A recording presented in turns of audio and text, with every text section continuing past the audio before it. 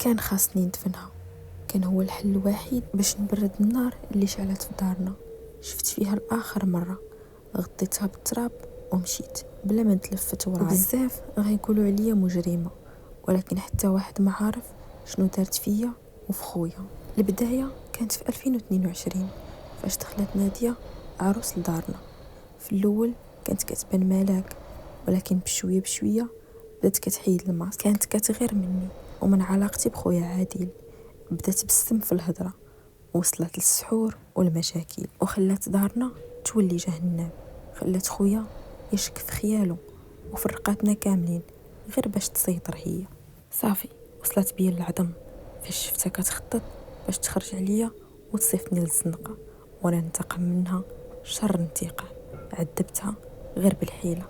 انا حنان، وهاد القصة اللي غادي تسمعوا غادي تصدمكم بكل احداثها وكل تفاصيلها. خليك معايا باش تعرف الكمالة.